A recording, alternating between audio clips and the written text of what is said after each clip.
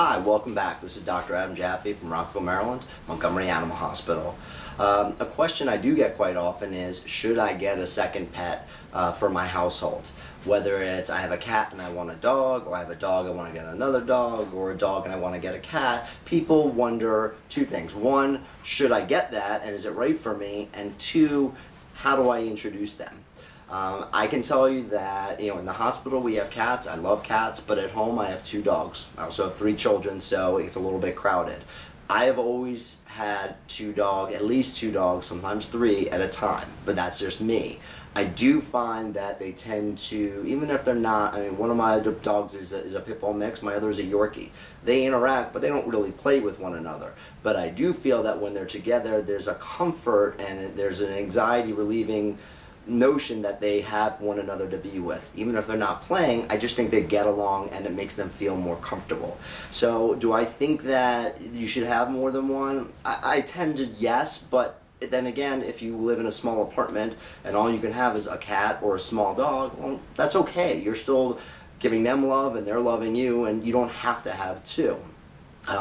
Also, you want to take into consideration, does my child have allergies? Do I need to have can I get a cat because the dander affects my cat? The cat's dander affects my child, and you may not be able to get a cat, or even a particular type of dog.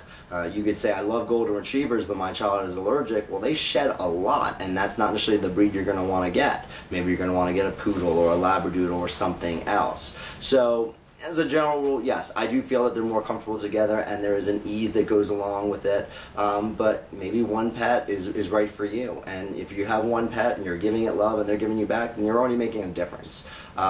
So that's sort of where I stand on that.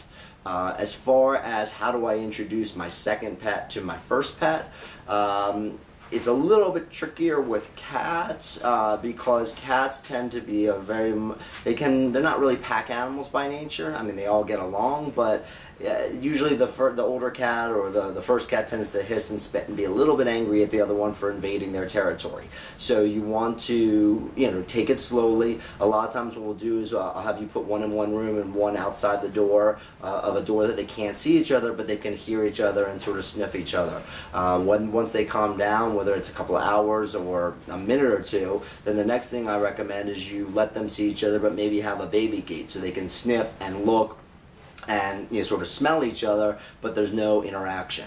And then finally, when you do introduce the 2 of them together, I suggest you be around. There may be hissing and spitting and clawing, but it will almost, in my experience, 99% of the time, it will settle down if you have patience and they will work out.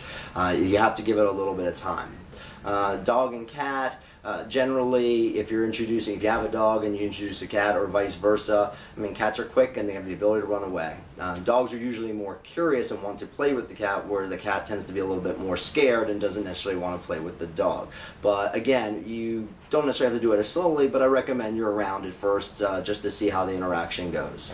Lastly, if you have a dog and you're getting a second one, I actually think if you're getting it from a shelter or a rescue group, or even if you're getting it from a breeder, I think it's important that you take your first dog with you to see how they get along.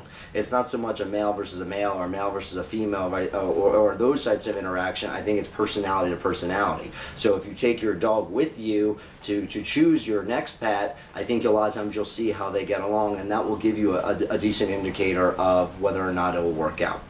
Anyway, this is Dr. Adam Jaffe from Montgomery Animal Hospital on Rockville Pike. Give us a call at the number below or visit us at our website. Thank you.